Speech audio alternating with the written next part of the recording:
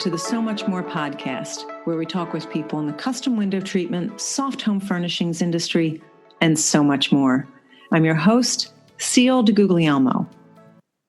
Our industry recently lost someone very special, and that is Sam Sloan. He was a remarkable man.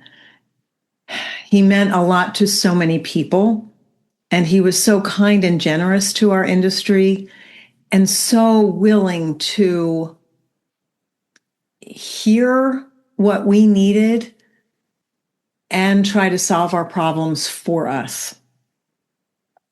I feel like we are very fortunate to have had him, and selfishly, I wish that we could have had him for much longer. There were a couple of posts on different Facebook groups about Sam passing and the comments and how many people said how helpful he was and what a great man he was. Just reinforces how terrible a loss this is. And I am sorry if this is the way that you are finding out that Sam passed away. He will be missed. He will be missed by a lot of people. And some of you may not be ready yet to listen to this re-release of the podcast. And for some of you, it might be just great to hear his voice again. This particular week, there have been two losses. Neither one of these people were particularly close to me, Sam and another person in my extended family. But just a reminder of how important it is to tell the people that you love them, and to make sure that you spend time with them. I know that we talk a lot about balance in our industry and making sure that we don't work constantly. And this is a good reminder. As important as Sam was to our industry, he was more important to his family. So go tell someone that you love them. And I hope that listening to this brings back some good memories of Sam. I am thrilled to bring you Jill Plummer Stamborough Hughes and none other than Sam Sloan of Sloan Machinery. I had the opportunity to meet Sam for the first time at one of the conferences that we'll be talking about during the podcast. And I met Jill not too long after that when the two of them demonstrated some of the feat that Sam has brought to our industry. Doing this podcast has given me the opportunity to meet some really wonderful people and talk with them. I have to say, it was such a great story hearing about how Sam's business, his father and grandfather started the business, how it's evolved. Sam's business is so much more than I realized, and I think that'll be true for some of you as well. I knew that he and Jill had collaborated in the past, but I didn't realize how much of an impact their collaboration had for our industry. So I am just so excited for you to hear from the two of them today. I hope you enjoyed today's podcast. Sam and Jill, thank you both so much for being here with me today. I'm really looking forward to this conversation, and I'm happy that you could both join me today. We're happy to be here. I'm happy to be here too. And Jill, you've been on the podcast before, but you have some special things to add to this conversation. But I think I'm going to start with Sam because you have not been on the podcast before. And as I was just sharing with you before we started to record, people have asked me, why haven't we heard from Sam yet? So thank you for taking the time to be here. And if you could share with the listeners about how Sloan Machinery got started. Okay, Sloan Machinery started in the early 40s. My dad and his father and my uncle had a scrap leather business. Okay. So they would go around to factories during the day and pick up scrap leather from all these factories in Lynn, Mass. And then they would recycle the leather. Well, anyways, one day my father was on the truck and he's at a stop picking up some stuff, and someone said to my dad, he goes, "Hey, Abe," he goes, "take these machines." And my dad said, "Well, what do you want for these machines?" And he said, "No, just take them and get rid of them. Bring them to the dump. Do whatever you need to do." So my dad loads the machines on the truck. He has the scrap leather. He goes to his next stop, and the next stop, the manager of the factory sees these machines on the truck, especially one in particular. Mm-hmm. There's one machine. He looks at my dad and he goes, "I'm looking for this machine." He goes, "I'll buy this machine from you." My dad goes, "Okay, how much will you pay me?" So the man says, "I'll give you $500.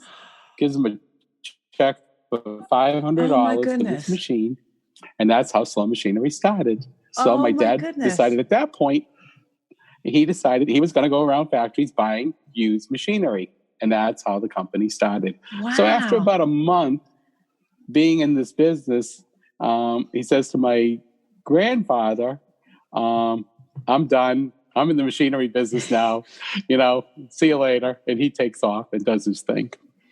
So anyways, as it goes on, I guess there was a company for sale, and my uncle was looking for this company to make these padfolios, and he ended up expanding it into beanbags. So this company was for sale. So my dad said to his brother, "Hey, you want to buy this company?" He goes, "This is for sale, and I think this would be a great business for you." So my uncle goes, looks at the company, ends up buying it, says to my grandfather, "I'm leaving." Oh, so now my grandfather has got these two guys that are on the truck, probably that he couldn't trust or whatever. And he ended up working on the truck, going to get scrap leather. And then, the boys just ended up going their separate ways. And that's how Sloan Machinery started in the early 1941. Okay. So what were they doing with the scrap leather at that time? They would take the leather and then it would get recycled because it could be big pieces. They would send it to other people that could make key fobs and little pieces of it. Okay, so they weren't actually doing anything with it. They were collecting it and selling it. They would just take the leather, sort it out, and sell it. Okay, all right. And that was so there was recycling in the early 40s. Right. I think that's what fascinated me. Like, what were they doing with it? Yeah. So when your dad realized that by, first of all, getting a machine for free and selling it, and $500 in the 40s was a lot of money. It was a lot of money then. Did he establish like a location right away, or did he do pretty much the same thing, collect and resell? He kind of, from what I understand from the stories, he ended up bringing the machines back to where the scrap leather business was. Okay. And then at that point, he ended up going his separate way. And, my uncle went his separate way, and they were all in Lynn. I think the first place my father was at was on this Washington Street. It was like a big mill complex or something. Okay. So he was in there, and he started from there. And as he expanded the business, he would end up going to, he would get more bigger locations and then just go from there. Okay. And then he started in the shoe machinery business. So it was the shoe machinery business. So it wasn't really Sloan Machinery. It was Sloan Shoe Machinery Company. That's how the company really started. And then from there, as the shoe industry moved on, he passed away in 66. Okay. And at that point, my mom ran the company. And she was, all these guys in the business, and she was the only woman in the business at that point. And then I was helping her, doing school and helping her. And then in the 74, she passed away. And at that point, I was going to college and I was running the company at the same time. And as things happened, the shoe industry was getting smaller and smaller and smaller. They were moving away, and I moved into the sewing machine field. We still do shoe machinery. We still sell, the companies that are left here in the States. And we do sell machines to China. They only buy one machine from us, knock us off, and that's it. Oh, okay. So that's what happens. Okay. So that's how the company really started. That's how I got into the sewing machine business. And then from there, how I got into the drapery business is I was at a location in Ipswich, and we had some customers that bought sewing machines from us. Mm-hmm. And this woman, her name was Robin. I'm trying to remember her company name, but her name was Robin. And she asked me if she could rent some space for me. I had some offices, and she started a workroom in my shop. Oh, wow. Okay. So that's how I got involved with drapery. So I guess one day she was there, she was sewing beads, and she said, "You need to come up with a way not for me to break beads anymore. There's got to be a way." So my guys looked at it. I had one guy, he was working with her on it, and he came up with what was the bead set, okay, which was this special bead foot. So anyways, Robin says to me, "Sam, you need to go to Valley Forge and set up a booth there and sell your parts." And I said, "Okay." And I said, "Can I sell sewing machines too?" And she said, "Yeah." So I get on there, truck of machines, bunch of parts, and that's how I started in the drapery business. Well, anyways, as I'm setting up, Jill is pacing around my booth. And she's looking at me with all these feet there, and she's like, "Okay, so what does this guy do? Is he for real or whatever?" Because I have no idea what I'm doing there. I had a bunch of feet, like zipper feet, cording feet, all this stuff, figuring, maybe I can sell this to the drapery trade. So Jill comes over, she starts talking to me, and I give her a ton of feet, a bag of feet. Started. Yeah. Huh? This was you and I were talking before the show actually started. Yeah, before the show started. I was teaching there, so I had access to the trade room before it was actually open. Okay. So you're pacing before he's even set up and ready to sell. You got it. I'm like, who's this guy? Where did he come from? Yeah, I was the new kid on the block there, so no one knew who I was. And here I am in Valley Forge. So anyways, Jill comes by. She's looking at this stuff, and I said to her, what can I do for this market to sell these products? And she thought about it. I said, "Here." I gave her all my feet, put it in a bag. I said, "Get back to me. Here's my card. Tell me what you think." Well, anyways, I was there selling the bead sets anyways. The bead sets took off at that show because everyone was sewing beads. So I was selling bead sets. I think I sold a few machines. And then Jill got back to me, told me, she came up with names and samples. And the next show I was prepared. And that's how I got into, all selling feet to the drapery trade. One of the things I told him was that he was referring to the feet as things like, A72-43. And I'm going, that is not going to fly with a bunch of women. No, that's true. They have to know what this thing does and say to you, "Okay, I need a left cording foot for such and such." And the one thing that has always amazed me about Sam, you tell him what kind of machine you have, he knows what feet fit them. Yes, I agree. Or whatever. And I have always said this about Sam. We are a very small part of his business, but he gives us a lot of attention, which we really appreciate.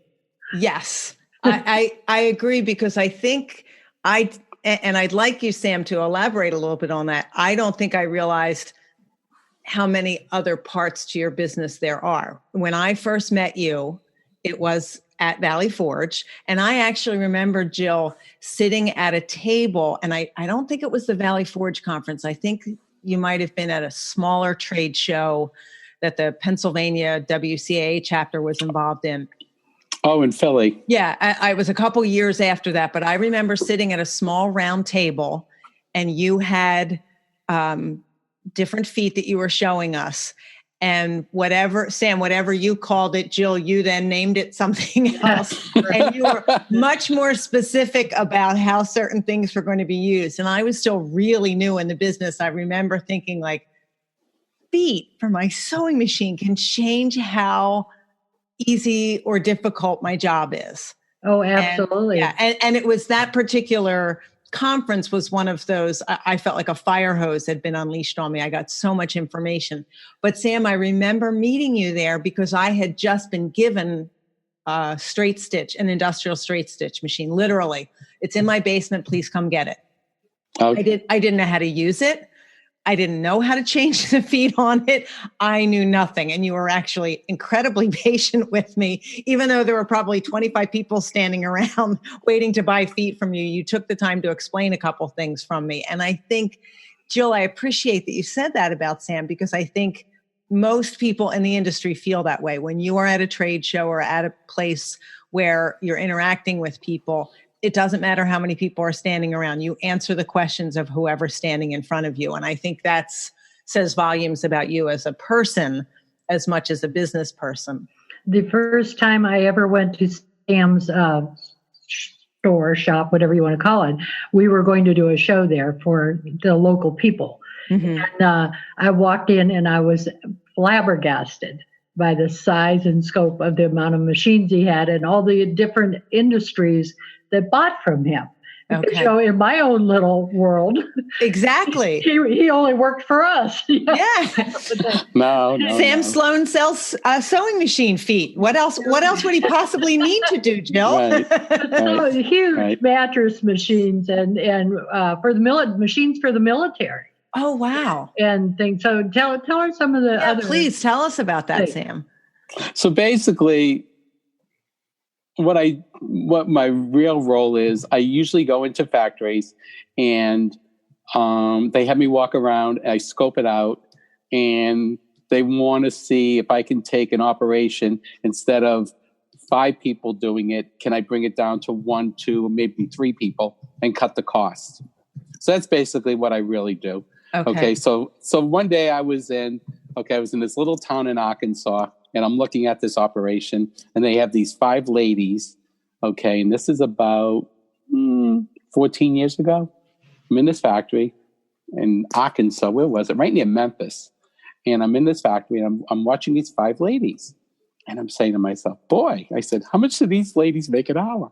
And the guy goes, this is such a bad operation for us. He goes, these ladies are making like $18, $19 an hour running this machine. And I said, boy, if you had this machine, you could get rid of all of them and have one person do it. And the guy looked at me and he said, you're crazy. I said, okay, I'm crazy. I said, let me put it in. I put it in on a trial, and this one woman did the same work as the other 5. So I replaced 5 bodies with 1 person. Wow. These other women were so upset with me because they ended up going back to maybe other machines, and then they got pushed down to like minimum wage. So there they are making $10, $11 an hour. Okay. They were making 19.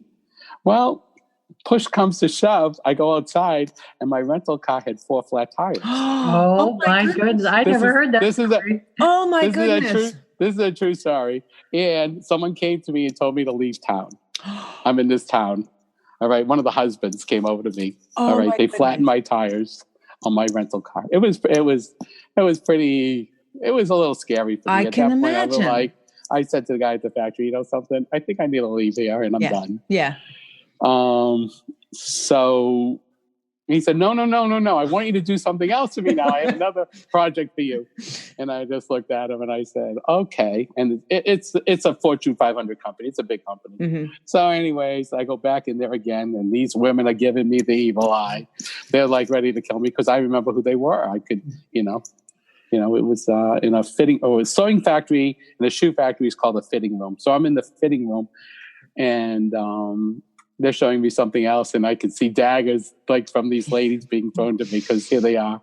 And, and I basically said to them, I said, well, you could take these jobs that these ladies you just put, and you could do it on this brother computer machine. Mm-hmm. And I think, you could take them and at least train them and move them there and go from there. So phase 2 started. I ended up doing phase 2. We put some of these machines in there. At least they took all these women and they put them back onto these machines. So they were happy. Okay, good. So they had an easier job. They were running a computer sewer instead of sitting there sewing. So, and I guess they pushed up their rate because, they needed people like myself to come in there. But I guess it was, it's one of these, cowboy and Indian towns in Arkansas or whatever. They probably have voodoo dolls of you. Oh, I'm sure they must have something of me.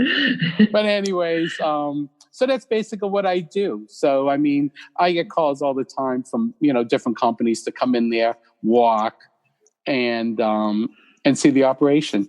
Okay. And see how I can update it and make it more efficient. Okay. Sam, so that kind of leads to where the feet come in, because I'm trying to make you guys more efficient with my feet too. You Do you see what I'm saying? absolutely you are. And I'm thinking from a business owner standpoint, it isn't easy to hear that somebody's losing their job, but if the operation is taking 5 people to do and it can be done with one person, that's more efficient. The business runs more efficiently. And, Right. hopefully there are places where you can put people into other jobs. Well, and I mean, in the shoe retrain industry, them. right, in those little towns in Arkansas or where Tennessee or wherever they are, I mean, they always need people. So it's like they're just taking them from one operation, putting them to another. Right. But then when you're on piecework, you get your rate cut. Okay. So then you got to build yourself back up again. Well, and I find it interesting. We have something just oddly in common. My father-in-law owned a shoe repair shop. Oh, okay. And for a few years, my husband considered going into that because he was learning it from his father, but his interest was elsewhere. And my father-in-law eventually closed that shop because people weren't getting their shoes resold or fixed.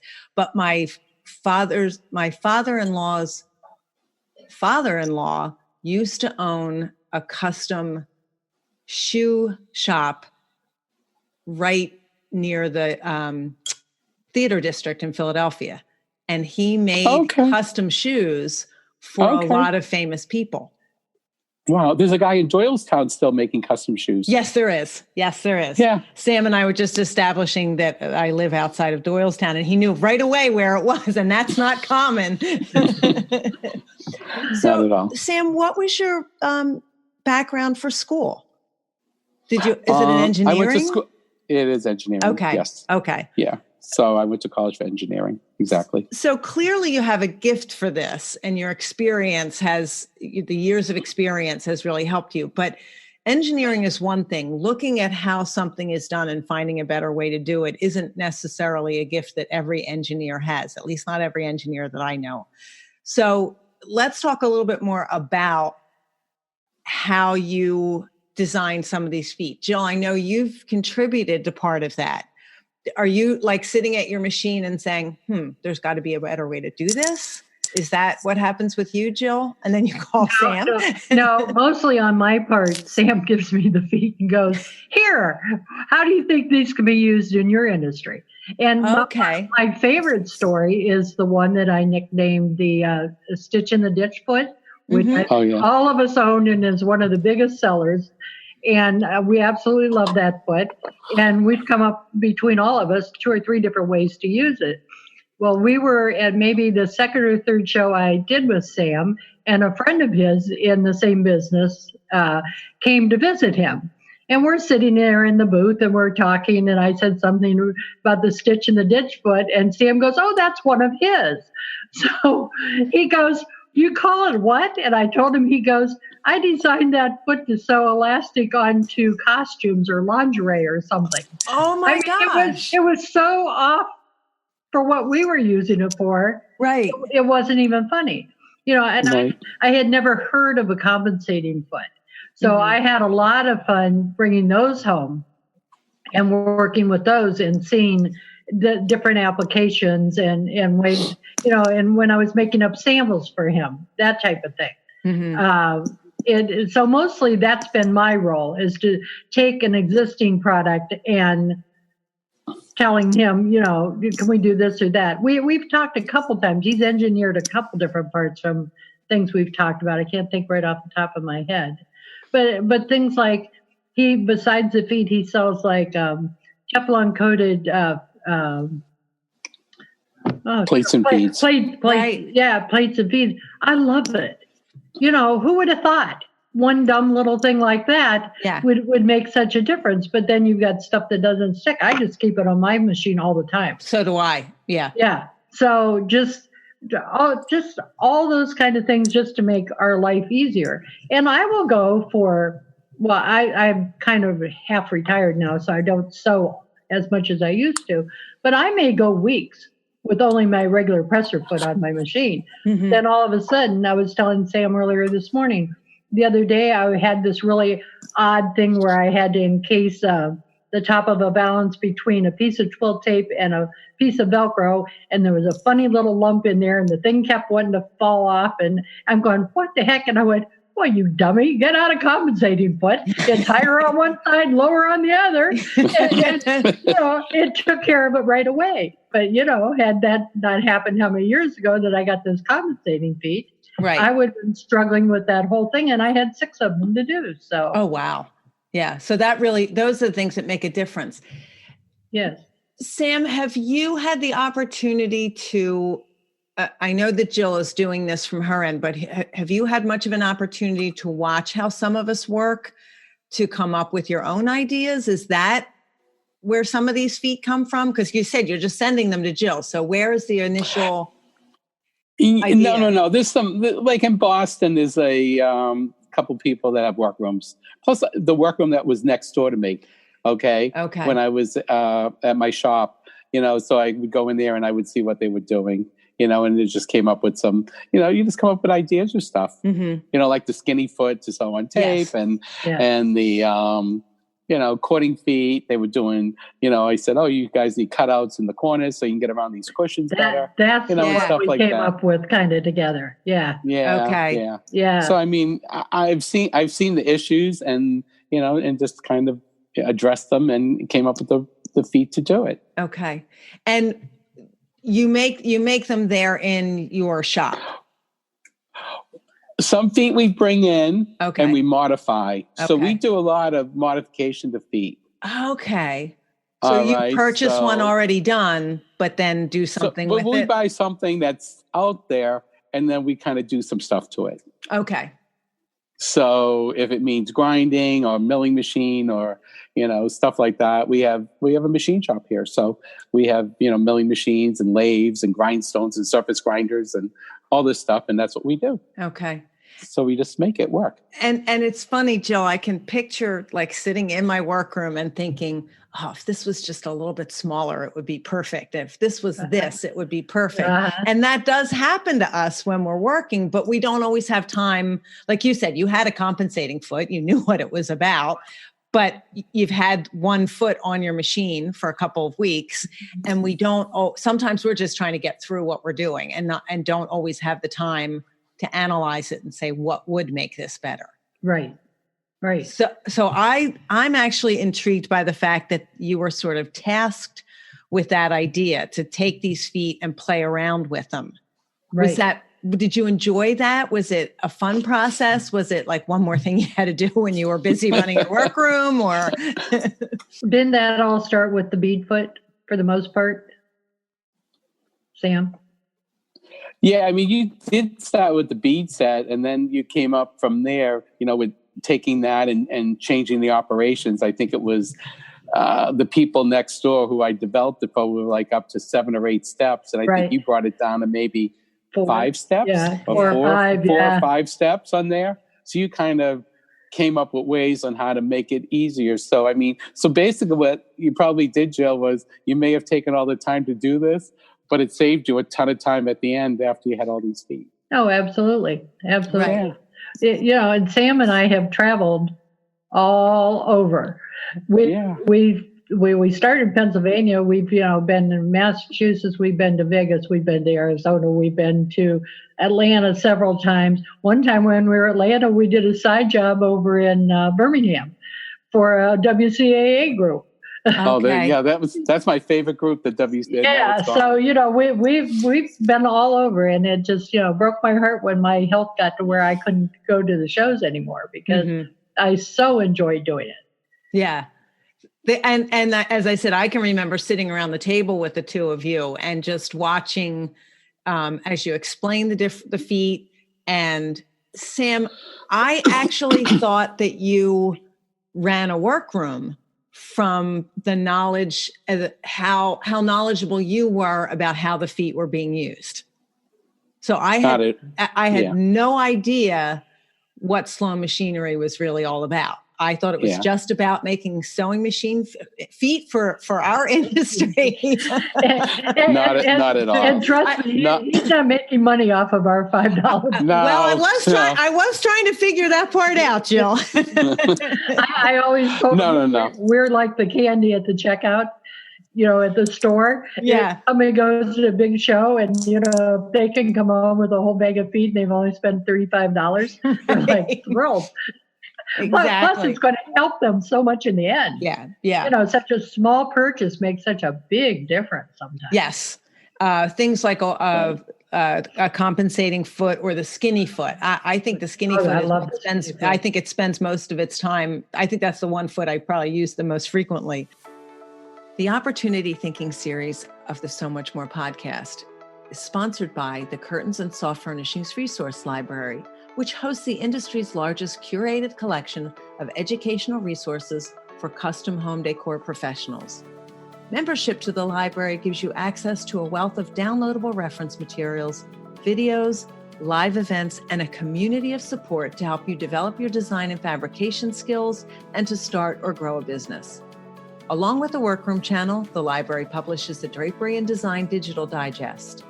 The library is the central hub of communication between DIY crafters, professionals, educators, and suppliers. Visit csfrl.org today. Sam, I think I may have interrupted you. You told us what you do, but what else inside of Sloan Machinery? If you walk into Sloan Machinery, what do you What other industries do we sell? Yes. What do you say? You just see a ton of sewing machines. So basically, my theory is we sell a lot of different industries. For example, this morning, one of my guys, we just sold a company nearby doing some medical. It's like these things after surgery. It's this unit that goes around your knee or around your thigh or whatever, and they pump it up. Oh, trust me, I've used that many times. Okay. So anyways, there's a company that opened up down the road from us that's making this process. All right. The guy comes in here and he says to me, he goes, I never knew you existed. Oh my goodness. And he was going to go buy his machines from this little home sewing machine store lady down the road. And what I told him he needed and what the lady told him he needed were two different things. And I think he was here maybe 20 minutes and he decided he was going to buy his machines from me. And then after his learning curve, it's hard right now to find operators to sew today. Mm-hmm. And, just especially with some of these, he has a CNC machine and then he has machines with thread trimmers and stuff like that. So, I mean, we've been there doing trainings. Last week, I think we were there twice trying to train as operators. So besides sewing machines, we do trainings. And, this time a woman, I don't know, she had her scissors or something and just put it under the machine and hit the pedal at the same time, and it just jammed the machine up. Oh. So we're there this morning fixing the machine. So he had, yeah, right. So, I mean, it's just quite a, what's the word I want to use? It's, we have a whole scenario of what we do here. I mean, it's, it's either medical or it's marine, tent awning. We do a lot of military. We still do some shoe. Okay. And then we have, the local people that come in here with these projects. Like there's a woman that's she has a zigzag machine and she takes rope and she makes these pocketbooks. And these pocketbooks are real. I never knew what they were. I looked at them and I said, okay, I sold her a machine. She was happy, whatever. And then I'm in Nantucket one day walking around and there are her pocketbooks there for like $300 a piece. I'm like, you gotta be kidding me. So, it's like this big bag and it's zigzag stitched the rope. Okay. And she puts on handles and it was I was just surprised that's what, the finished product looked like, because all she showed us, she really didn't. She was very secretive of what she was doing. Okay. She just showed us rope, and she says, "I want to sew this rope." Oh, and that was that. So as we got to know her, as she came back for service or whatever, we kind of figured out it. And then I said to her, "Oh, I saw your bags in Nantucket. Are those yours?" And she said, "Oh, yeah." And then then she showed me really what you did. Okay. So it's just pretty interesting. We sell. My theory is, if you take a little from here, this industry, and a little from here, and a little from here, at the end of the year, you at least have a pot. So I mean, you have it's a way to keep on staying in business. Okay. from a a shoe industry that's dying, moving to China. Well, right now it's not moving to China. It's now I understand they're in Vietnam. Okay. So shoes are now going to be coming in from Vietnam and Cambodia and the Philippines, and they're out there, these companies chasing labor. Okay. Where I see some factories, I was talking to someone yesterday, making ice skates in Minnesota. They're going to bring their shoes back from China back to the States, and they figure they can make them here cheaper because they're automating and just using the latest and greatest stuff. Okay. All right. And it's interesting. I was listening to a podcast. It's a company called Allbirds, and they make shoes. And okay. I think they actually, I can't remember where they make them, but they deliberately they're trying to have a very small environmental impact. They use wool from New Zealand to make the shoes. So the shoes are a wool shoe, but they're not only trying to be environmentally careful, but also who's making them and where the factories are and who's getting jobs out of it. So it's a fascinating industry, and I love how it's tied to ours.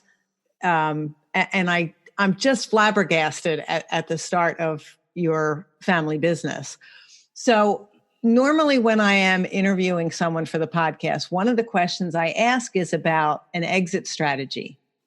Are there Sloan family members who are going to take this business over, or how do you envision your retirement?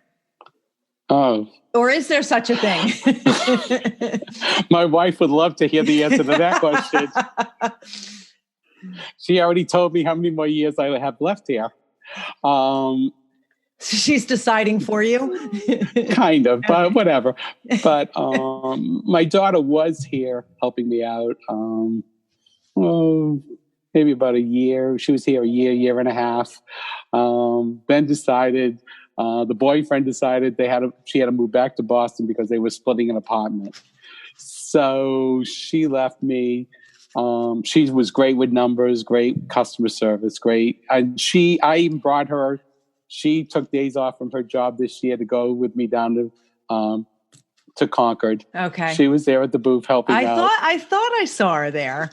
Yeah, she was there. So she's been doing it for 2-3 years.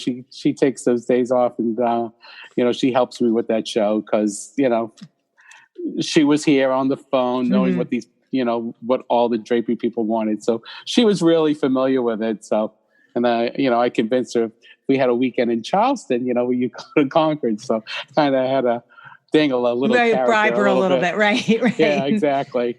So she was there. So will she take over when, I leave? Hopefully someone will think my company is strong enough that they'll come in, want to buy it. Who knows? But I would rather see her get it, than anyone else. Okay. And so that's kind of what I'm waiting for, my exit strategy. Okay. And who would take the place of Sam being the person who can look at an operation and say, oh, there's a machine that will do that much better and much faster? Who's going to take over that part? That's a tough one. Yeah. That's going to be a tough one. That's, I don't know. There's not too many of us around out there. Yeah. Because I'm thinking that's not something you learn in school. You may have learned skills that helped you with that, but that ability to do lean manufacturing is not, I don't think that's something you learn in school. No. I mean, maybe some sort of an engineer or something like that. I don't know, but that's a tough one. That is really a tough one. Okay. Because, I'm sure I'm going to, I don't really have too many great hobbies out there. Will I have my fingers still in this a little bit? Oh, I'm sure. Okay. All right. I'm sure down the road. I think when you love what you do as much as you appear to, it would be pretty hard to walk away from it. Oh, please, please. When there's a windstorm here or something, and our phone is not working here at the shop because we're out in the woods here. So I mean, like yesterday, there were a lot of trees down. We were lucky we didn't lose power. We lose power, we lose our phones. But anyways, when we do lose power, I mean, my cell phone is ringing. I mean, my wife was like ready to kill me 6:30 in the morning, and it's going off because I get here early in the morning, and I'm, and then leave, at the end of the day later on, and go from there. Okay. All right. Sam, the people that I've interviewed for this series, a lot of them have been workrooms that have come up with a product that they found useful and then brought it to the market. This is something you do on a regular basis. So it's not something that people like Jill and I, prior to Jill's relationship with you, we're working in our workroom. We're not necessarily thinking, what could I make that would make this job faster? We might in the back of our head say, wow, if this foot was a little bit thinner, I could do this better. But I think most of us don't stop to say, oh, if I shaved off 1/4 of an inch, that would be the difference. So you do that on a more regular basis than the rest of us. Have you created anything from scratch? Have you created any products that just came to you?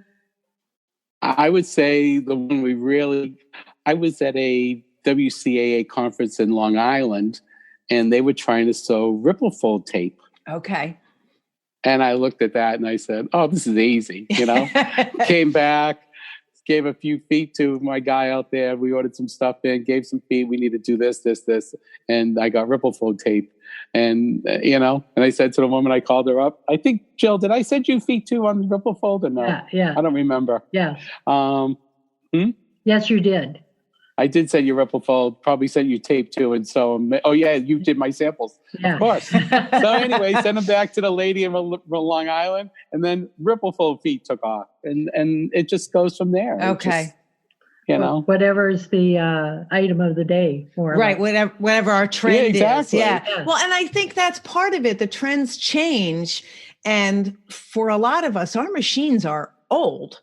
Oh, absolutely. And I don't even know how old mine is. It was given to me. I've replaced the motor once, and I just keep buying new feet from Sam, and it does whatever I need it to do. Right. So it's not as if the machines, we're getting new machines. We're having new styles, we're creating new products in our workroom and having to make these older machines assist us. And the feet seem to be what makes that possible. Yeah, that's the key to the product. Yeah, the same machine doing the same thing, needle up and down, picking up the thread, moving forward. That's all that does. Exactly. Yeah, but what foot is on it makes all the difference in the world in whether or not we're able to do it well. Oh, well. So that's... For example, the inverted pleat, when you want to stitch down the middle of that pleat to hold it in place, that stitch in the ditch foot is invaluable. Yes, it is. And my favorite part on that sample is, I forget what color it is. Let's say it's blue. I sewed it with white thread, and you cannot see. And you can't tell, right. You can't tell. Right. So if it wasn't for that, you would be tearing your hair out because, every 6 inches you'd have one stitch that would come up on the face and ruin the whole thing. Right. But with that stitch in the ditch foot, and I'll include links in the show notes. I'll include links to Sloan Machinery so that people can take a look at some of these. If you have not gone to Sam's website or been to a conference where you can see what Sam has to offer, it's sort of like Candyland. It was funny. Well, I was looking on Facebook for something in Beth Hodges' thing this morning. Mm-hmm. It said at the top, you have 273 friends in common. And I thought, wow, I met most of these people either through the conferences or the school or the forum or whatever, but I'd be willing to bet you that Sam's probably talked to 272 of them. Yeah, exactly. I probably know them all. At some point in time, and dealt with each one personally. I was going to say, and if not by name, you know them by face at the very least, Exactly. right? Yeah, or remembers what machines they own. Right. Didn't someone call me a drug dealer? Yes. Because I lure you guys in with feet, and you just keep on coming back. You're addicted to my feet. Yes. Yeah. And that, you know what, that's funny, Sam, because I attended the evening program that you had at CWC in September. And it was after dinner, and people were coming in, and we were all chatting with each other.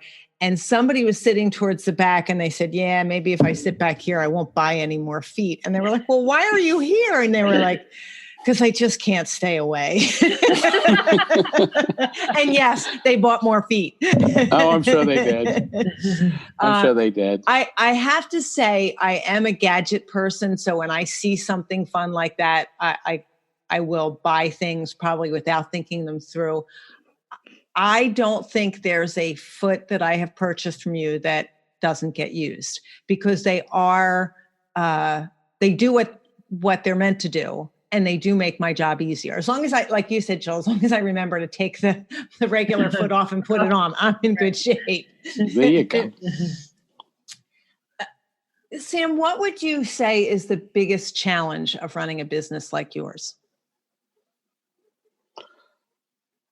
Biggest challenge? Oh, I think it's number one is customer service. Okay. Pretty interesting, because I just feel customer service is where it's at. If someone calls or in trouble, you need to help them out, and you need to either tell them what they do wrong, or help them with a part, or help them fix their machine, or do something to help them out. And I just think if you have great customer service in a company, you'll always be busy. I agree with that. And Jill, I don't know how you feel, but I think our job is customer service. Yeah. We all produce a product, but in the end, it's, you see on the library and the Facebook groups, people say, oh, and I got a hug from my client. It felt so good. We're providing more than just a tangible object. We're providing a service for them. And I agree with you, Sam. If somebody calls and they have a problem, as long as it's within our means. Now, we say frequently there are no drapery emergencies, but I would imagine there are some machine emergencies. We had one this week. It was pretty interesting. A guy called from Alaska, and he bought this. He had all old sewing machines in his place. And recently I've teamed up with the Alaska Marine people. And this one woman that has a place in this little island there, met me, and I was at the show in Savannah, and she said to me, I'm going to be up in your area in about a month. Can I just come here to your shop and try out this machine? And I said, sure. So she comes up to the shop. She camps out at my shop for a week. Okay. So she's going from my shop, she's going to material people. And then she went to umbrella suppliers. And then she was going around, because in this area, there's a lot of marine stuff going on. So she's getting samples, doing stuff, coming back, sewing on the machine, making out these beautiful samples. And then, the next day she'd come back again with some more stuff, and she would sew. And this went on for it was 5 days. She came in on a Monday and she left on a Friday. And then at the end of the day, on Friday, she goes, okay, I'm going to get the machine. So we put our first machine in Alaska. Oh, wow. So it's a fancy Adler, all the bells and whistles, very expensive machine.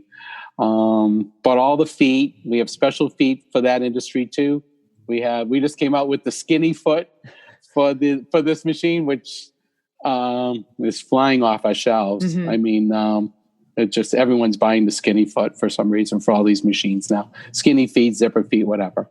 So anyway, she meets this other guy. I guess the Alaskan people get friendly. So this guy, his name's Willie, and he's in Anchorage, and he has a big shop there doing canvas or whatever. So anyways, we sell it. He buys an Adler machine. We send out his machine. So this week, I don't know what happened, but I guess he jammed his machine. He popped the clutch. He's not mechanically inclined, so, between FaceTime and my mechanic that's very patient, he got this guy to get his machine fixed, which I thought was it was amazing. It was pretty amazing because, this guy said, what do I do now? I got this expensive machine that won't sew. Right. And he's sending us pictures and whatever. What did I do wrong? The whole problem was he didn't hold his thread. If you hold your thread, you're not going to pop it out of time. Right. But, you can only say it so many times. And we emphasize that so much when someone's getting a machine. You really need to hold your thread. That's like the number one key thing.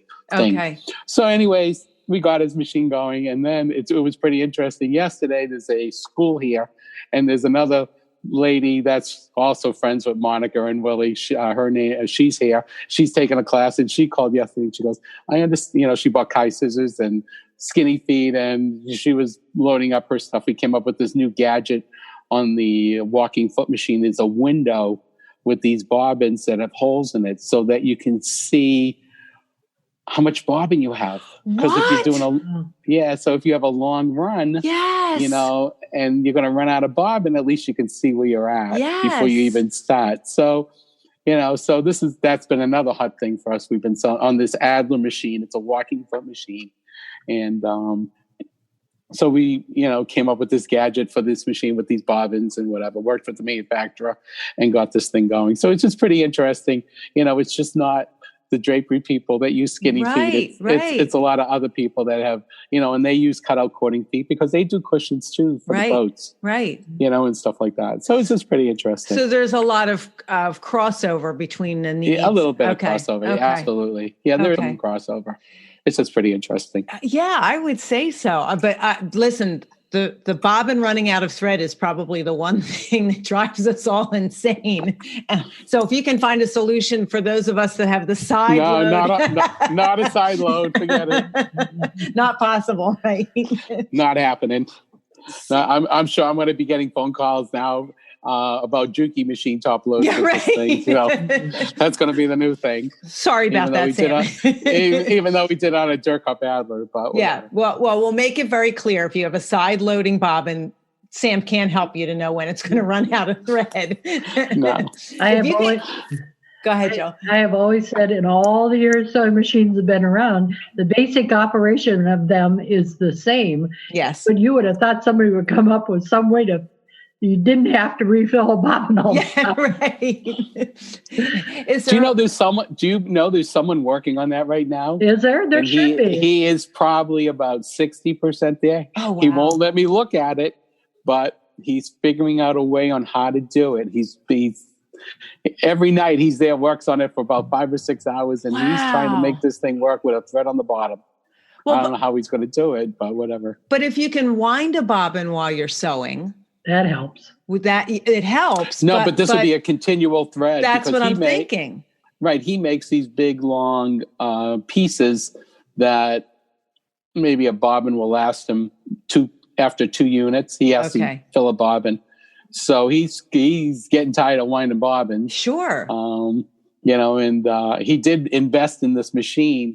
There's a machine that winds bobbins. You put in like 100 bobbins. And it spits out the bobbins all full of thread. Wow. Yeah. It's pretty expensive, but I would imagine. But if you're doing large pieces and you can only get 2 out of 1 filled bobbin, then that makes a lot of sense. Yeah, exactly. So, Sam, the products that you offer range from very expensive machines to the little feet that are like you said, Joe. I like that. Right. I'm picturing the checkout counter with the feet all sitting there. I'll take a handful of those and a handful of those. One of the questions that I love to ask the entrepreneurs that I've had on this series is about pricing. So how do you determine the price of some of these smaller items that you're selling? It almost feels like that's really not where you're making your money. That's just an add-on and a service to the people that you're already taking care of. But how do you determine the price? I mean, a machine, you mark it up, you move it on. But what do you do with the feet that you're grinding down and taking the time and research is involved? You're sending them to Jill, you're sending them to other people. How do you come up with the pricing for that? How do I come up with the price? That's a good question. we take the cost of the foot, and then normally we do feet in 100 lot batches. Okay. So you need to make 100 of them or 50 of them, and you come up with that, and then we have our overhead factor we add into that, and then and then a profit, and then we go from there. Okay. That's how we come up with it. Okay. The problem right now is a lot of the feet bases that we get are coming in from China, and this tariff thing is really going to kill the whole industry. I know Brother is raising prices. We just found out yesterday that on like the tacker that I designed for drapery tackers, the machine head is going up 10%, but the control box, which is about maybe, I don't know, $1,000 that fits on the machine, is going up 30%. Oh, wow. So this basic machine is going to have a 300 plus the machine is going to have a $600 increase just on tariffs. Okay. So, I mean, this tariff thing right now is really, we were extremely, extremely busy because November 1st is the cutoff date. So right now we're very, very busy. Yeah. The machine business is very, very great right now. And we can see because it's getting close to November 1st, right. it's slowing down. Yeah, it's going to affect all of us. I mean, we've gotten, absolutely. I'm sure, Jill, you've gotten notices from some of your supply companies and fabric companies that we will all be affected by this. And you're right, it'll have a big impact on our businesses. Exactly. I mean, that's going to be involved with the pricing. It's just, right. Right. And it has to be passed on. We can't absorb it and still be profitable. Exactly. Yeah. Well, that's what the guy from Brothers said. He said they've been absorbing it for about, a year and a half on these control boxes. And, the duty went from 5% to 10% to 15%. And now I think it's almost 30%. Yeah. And if that new thing took effect the other day, it would even been worse, which did not happen. Yeah. So they're at 30. They haven't raised in a while. So, I mean, it's just, it's not good. Yeah. And that is. And now the European machines, if that tariff goes in, that's going to push Durkop Adler, Pfaff. Well, Pfaff is China now, really. So, but those machines are up. But I'm just saying Durkop Adler and the machines from Europe, they're all going to go up too. Okay. It's just, this tariff thing is very bad for our industry. Yeah, I have to agree with you on that. So, Sam, a lot of the conversation that we had answered many of the questions I have for this series. You had to take this over as your dad, because your dad passed away. Had you had much of a chance to work with him to understand this business, or did you have to learn it? Because you were in school, you said. Right. I mean, I used to be here. My mother used to get rid of me on Saturday mornings. And I used to go to work with him on Saturday mornings. So, I mean, so I was learning, but it brings back an interesting story. It was one Saturday afternoon. My father was at a place buying some equipment. And I don't know, I said something to him. And it was Saturday afternoon, really late. And the guy goes, I need to go. And my father looked at the guy and said, I need to teach my son something. He goes, he's asking me a question. What's the difference between this one and this one? And I'm going to explain it to him. So, that was the kind of education that I got from him. Okay. Growing up. I love that. That's really awesome.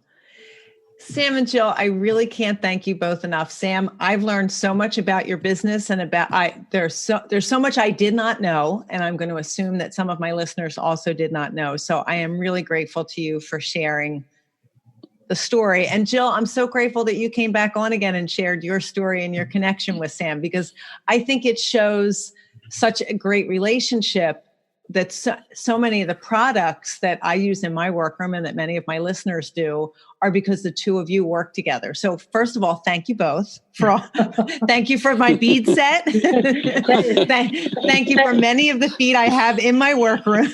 Thank me for having a big mouth to begin with. Yeah.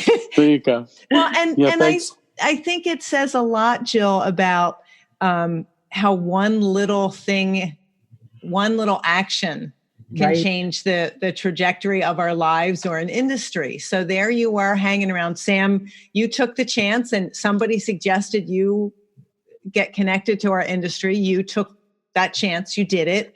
And Jill, you took the chance to bug Sam and say, look, tell me what you do here. Explain this to me. And I can tell you that our industry is the better for it. So thank you both for that. And thank you for your time this morning. I really appreciate it. Well, you're welcome. Thanks for having us. Thank you. My pleasure. I found the story of Sam's business just so fascinating, and I hope that you did too. And once again, I'm going to say, I understood that Jill and Sam collaborated with each other, but I did not understand how much of an impact that has had on our industry and on my business in particular.